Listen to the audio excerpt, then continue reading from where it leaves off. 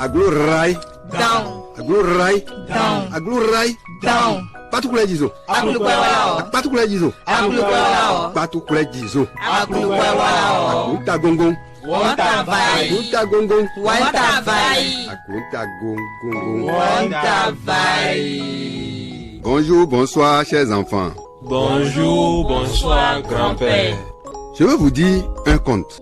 Mon conte vole, survole, plane et tombe sur un royaume. Oh, ça tombe sur lui. Mon conte roule, bondit, rebondit et tombe sur le roi Goroto et un pauvre orphelin appelé Safou. Oh, ça tombe sur eux. Enfin, mon conte tourne, retourne, saute et tombe sur la fille unique du roi, la princesse Katifa. Ah, ça tombe sur elle.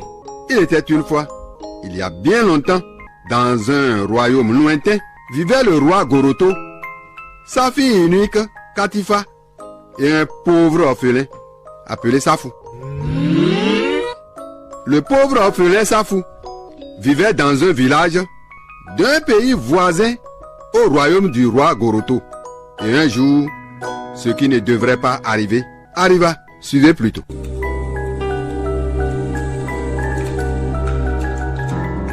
Il y avait très longtemps, vivait dans un village un pauvre orphelin appelé Safou. Devenu adulte, après la mort de ses parents, ce fils de paysan, torturé par la pauvreté, décida de s'exiler pour vaincre la misère. De pays en pays, il s'installa enfin dans le royaume du roi Goroto. Grâce à son comportement, le roi lui confia une responsabilité. Très vite, Safou fit preuve de talent exceptionnel dans l'exécution de son travail. Cavalier expérimenté, il dressa des chevaux redoutables que nul n'osait approcher. En quelques mois, il avait conquis l'estime et l'admiration de toute la population. Son cheval était reconnu comme le coursier le plus rapide de tout le royaume. Cette réputation lui attira beaucoup d'ennemis parmi les dignitaires et les courtisans du roi Goroto. Ainsi, leur jalousie envers cet étranger était flagrante. Le comble, c'était que la fille unique du roi, la princesse Katifa, tomba amoureuse de lui. La nouvelle se répandit dans tout le royaume. Mais le roi n'entendait pas donner la main de sa fille unique et bien-aimée à un étranger et surtout à ce pauvre fils de paysan.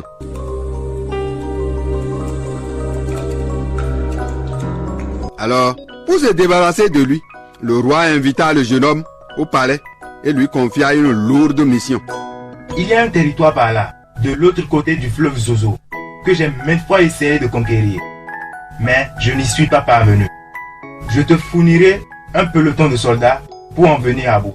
Majesté, pour votre honneur et pour votre gloire, j'accepte d'aller conquérir ce territoire, quoi que cela me coûterait. Le monarque fut surpris par la diligence avec laquelle le jeune cavalier accepta la mission. Le jeune étranger accomplit la conquête avec détermination et éclat. Ces hommes guerriers revinrent chargés de divers butins qu'ils remirent au roi. Ils ramenèrent même parmi les prisonniers de guerre le roi du territoire conquis.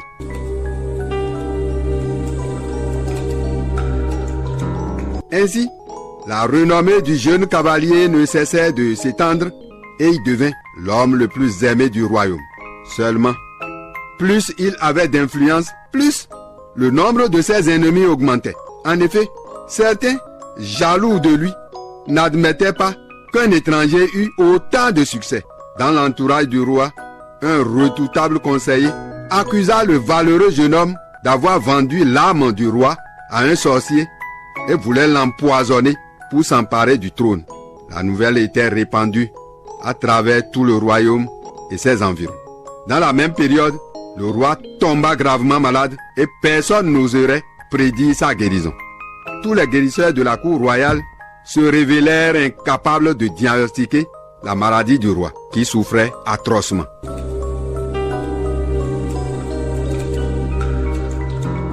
Alors, on fit venir le plus grand guérisseur du royaume, et le roi mourant lui ordonna: Dépêche-toi de t'occuper de moi. Quelques instants après, le grand guérisseur s'adressa au roi. Oh Majesté, vous serez rapidement sur pied dès que vous aurez bu du lait de lion. Le redoutable conseiller du roi soutint précipitamment et avec insistance que seul le vaillant cavalier, dompteur de chevaux et stratège guerrier pourrait apporter ce lait de lion. Ainsi, le roi ordonna immédiatement au jeune étranger. Mon fils, vaillant guerrier, je te recommande d'aller chercher diligemment et de me ramener le lait de lion. J'obéis à vos ordres, Majesté. Je ferai de mon mieux pour que ma Majesté retrouve sa santé dans les meilleurs délais. Le monarque, une fois encore surpris par la disponibilité du jeune homme, prit la cour à témoin. Vous êtes tous témoins de ce que vient de dire ce jeune homme. Un courtisan du roi, l'un des détracteurs du jeune étranger, prit la parole. Aucun homme ne peut traire le lait d'une lionne et revenir vivant. Même s'il apportait du lait, comment peut-on se convaincre qu'il s'agisse bien du lait de lion? Malgré les menaces de ses détracteurs, le jeune cavalier rassura le roi. Oh Majesté, que la paix soit avec vous. Je trouverai par la grâce de Dieu une lionne. Je trairai son lait et vous apporterai. Le roi, toujours dubitatif, mit le jeune homme en garde. D'accord, mais garde à toi si la tentation te prenait et tu m'apportais le lait d'un autre animal. Le jeune cavalier muni d'une gourde vide monta sur son cheval et s'en alla.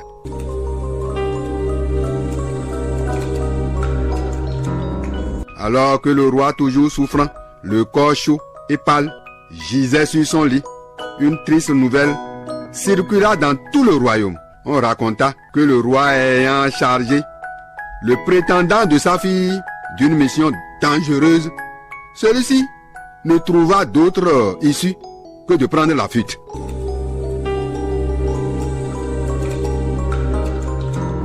Pendant ce temps, le jeune guerrier chevauchait sur une petite colline lorsqu'il aperçut une géante lionne qui sortait d'un fourré avec ses lionceaux. Il s'arrêta et s'approcha méthodiquement de la mère lionne. Il s'agenouilla auprès d'elle, la caressa et se mit à la traire comme une vache. Il remplit la gourde, la referma soigneusement et reprit sa route. Sur le chemin de retour, son cheval filait comme une flèche.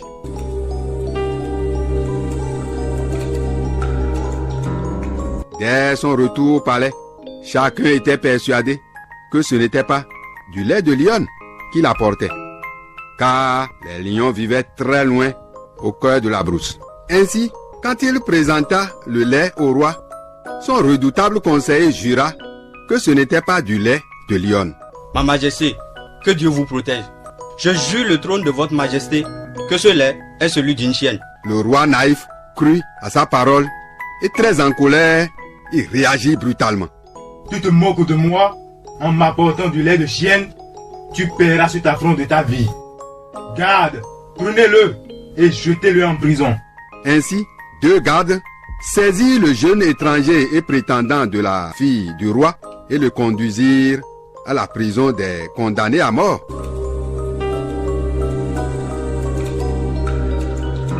Mais à la veille de sa pendaison, la fille du roi apprit la nouvelle et courut s'entretenir nuitamment avec son père. Père, je sais que cet homme est honnête.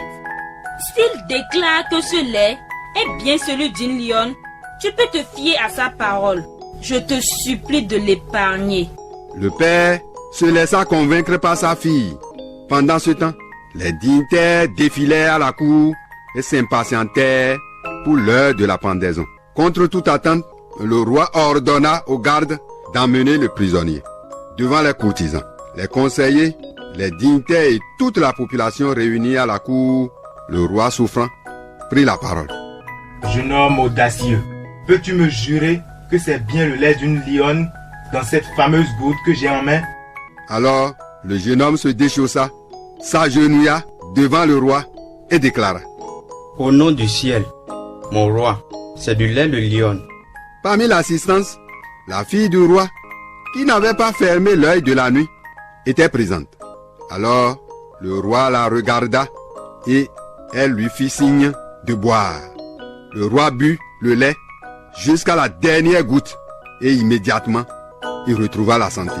La cour entière et toute la population s'en réjouirent. La princesse était la plus heureuse et le roi ordonna séance tenante la célébration du mariage entre le jeune cavalier étranger et sa fille, ce qui fut fait, et ils formèrent le couple le plus heureux du royaume.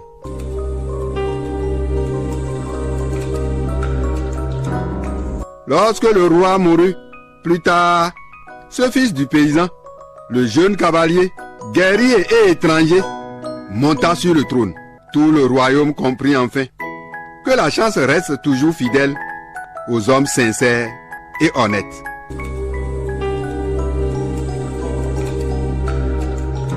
Mes chers enfants et petits-enfants ainsi, malgré l'hostilité de ses détracteurs, le jeune Safou, un fils de paysan, cavalier et guerrier, épousa enfin la princesse Katifa et hérita le trône du roi Goroto.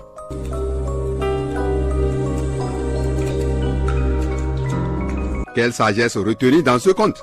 Grand-père, pourquoi certains de la cour royale de Goroto étaient si méchants envers le jeune homme? Belle question. Souvent, c'est ce qui se passe dans la vie réelle, dans un service, dans une communauté ou dans une localité. Lorsque quelqu'un est compétent, honnête et loyal, ceux qui le sont moins, craignant de se découvrir, s'en prennent à lui. Grand-père, le jeune homme Safou avait rencontré beaucoup de difficultés. Cependant, il a réussi. Quel était son secret? Très belle question. La base de la réussite de ce jeune homme, c'était sa prise de conscience et le travail. Ensuite, sa politesse, son honnêteté et sa sincérité.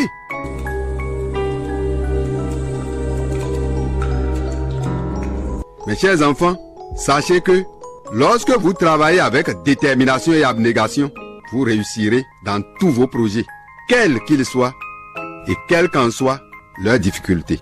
Car ce n'est pas parce qu'une mission est difficile qu'on ne peut pas l'accomplir, mais c'est parce qu'on pense qu'on est incapable de l'accomplir qu'elle devient impossible. Gardez jalousement cette leçon de vie.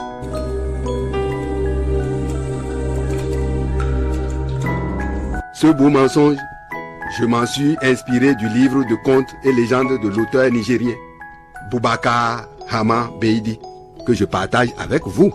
À bientôt pour une autre belle histoire. Une coproduction de Radio Azeke FM Parakou et l'association culturelle AC Repasque Parakou. Conception, scénario et réalisation. Innocent et Zignalofan. À la prise de son, Sani Yamaro. Au montage, Innocent et Zignalofan.